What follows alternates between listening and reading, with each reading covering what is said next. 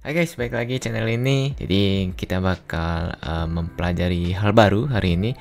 Kita nggak bakal lanjutin JavaScript sama database dulu, karena gue baru ingat suatu hal, dimana ada satu hal penting juga yang harus kalian pelajari gitu ya. Oke, jadi apa sih yang bakal gue bahas hari ini? Yang bakal gue bahas hari ini adalah tentang algoritma.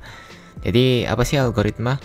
Gampangnya sih algoritma itu adalah gimana cara kita itu nge-troubleshoot sebuah masalah. Jadi algoritma itu kayak langkah-langkah kita memecahkan masalah tersebut. Jadi karena sebagai seorang programmer itu emang tugas kita itu berurusan dengan berbagai error gitu ya. Nah, kita harus berpikir gimana kita memecahkan error tersebut atau menyelesaikan error tersebut gitu. Jadi untuk algoritma sendiri sebenarnya itu nggak terpaku oleh satu bahasa ya, karena di sini gue bakal contohin pakai bahasa C, dan seperti yang gue bilang algoritma itu tidak terpaku kepada satu bahasa, tapi lebih ke mindset kita tentang cara kita ngoding gitu ya. Nah ini hitung-hitung ini kayak apa namanya, kayak kita mempelajari hal baru aja gitu ya. Oke, jadi yang bakal gue pakai itu adalah Dev C++ ya. Jadi gue nggak bakal pakai VS Code.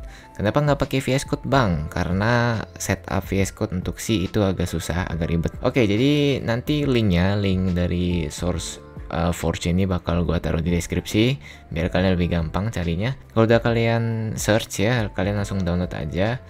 Karena gue udah download di sini, gue bakal coba install. Oke, di sini kalau misalnya kalian udah download, langsung buka aja. Nanti bakal muncul kayak begini. Kalian oke aja, agree.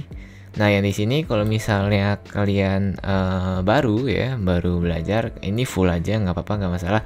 Tapi gue bakal sedikit mengubah apa namanya. Ada beberapa yang nggak bakal gue checklist, tapi nggak bakal ngaruh ke codingan kita nantinya, aman aja. Oke. Jadi ini icon files gue nggak butuh, shortcuts gue nggak butuh, sisanya gue centang. Oke, kalian mau ikutin ini juga nggak apa-apa, mau full kayak tadi juga nggak apa-apa, nggak masalah. Nah ini adalah destination foldernya, silahkan kalian pilih destinasi folder, terserah kalian mau di mana gitu ya. Kalau gue ya udah default aja, nggak apa-apa, nggak masalah. Oke, habis itu ya tinggal tunggu selesai install. Oke, kalau udah selesai ya langsung finish, dia bakal otomatis kebuka Dev C++ nya. Nah dia bakal kayak begini, pilih aja English original ya, nggak usah yang aneh-aneh. Icon new look aja, terus ya gue pakai yang default aja lah biar lebih gampang. Next, oke. Di sini kita sudah masuk ke dalam Dev C++ nya. Nah di sini kita bisa langsung ngoding dengan cara kita pencet ini new source ya, new source code ya kalau nggak salah namanya. Ini kalian pencet aja, source file, sorry.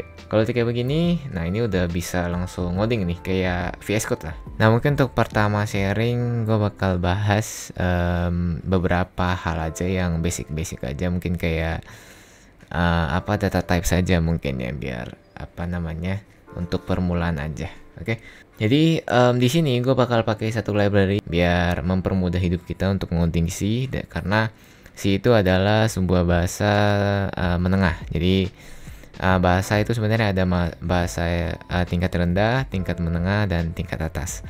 Jadi untuk bahasa C sendiri dia tingkat menengah yang ya dibilang mendekati bahasa komputer banget juga enggak, dibilang mendekati bahasa manusia banget juga enggak gitu, tapi masih bisa dimengerti oleh manusia gitu ya. Jadi gue bakal masukin library-nya.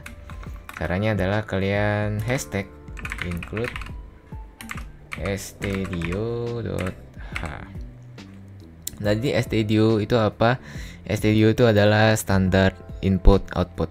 Oke, .h itu nggak tahu, kayaknya emang dari sononya ya, jadi ada .h nya. Kalau misalnya kalian tahu boleh komen di bawah ya.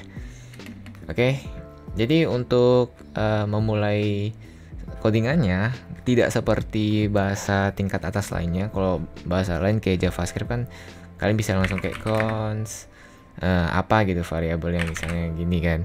Nah kalau C itu nggak bisa, jadi kalian harus bikin sebuah main. Jadi di dalam main itu adalah dimana nanti kode-kode kalian itu bakal dieksekusi gitu ya. Jadi cara membuat main, kalian tulis saja integer main kurung baru kurung kurawal kayak begini. Jadi kayak bikin sebuah function gitu ya.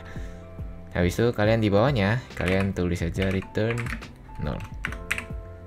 Oke, kalau udah, gue bakal kasih tahu beberapa data type yang mungkin ya sudah familiar juga ya sama kalian. Jadi di situ ada integer, ada char, ada string, ada long, long, terus ada apa lagi ya, mungkin yang paling sering dipakai tuh cuma ini sih, integer, char, sama string doang gitu ya. Jadi untuk sisanya mungkin kalian bisa cari tahu sendiri gitu ya. Jadi integer itu ya apa, angka bulat ya, jadi 1, 2, 3 dan seterusnya, minus 1, minus 2, minus 3 dan seterusnya gitu ya. Oke, kalau untuk string harusnya kalian juga udah tahu juga, string itu yang begini gitu ya, kayak hello gitu. Nah, itu adalah string. Dan apalagi tadi, char ya. Nah, char ini mungkin agak berbeda ya dari JavaScript dan teman-temannya. Char itu adalah karakter. Jadi karakter itu terdiri dari cuma satu simbol ya, gue bilangnya. Jadi misalnya, nah kalian misalnya tulis A gitu. Nah, itu adalah satu char atau satu karakter gitu. Jadi karakter itu cuma satu simbol. Oke, mungkin itu aja sih untuk data types ya yang bakal kita sering pakai. Harusnya sih ada lagi sih, ada apa namanya, ada boolean juga ada. Terus yang gue bilang tadi long itu sebenarnya nggak bakal terlalu kita pakai. Tapi kalau misalnya emang datanya itu apa namanya banyak ya, biasanya pakai long gitu ya. Jadi untuk lengkapnya mungkin di W3 School harusnya ada sih. Tapi gue nggak bakal bahas semuanya karena bakal kepanjangannya videonya guys ya. Oke, mungkin next gue bakal bikin tentang gimana cara kita bisa membuat variabel di dalam C.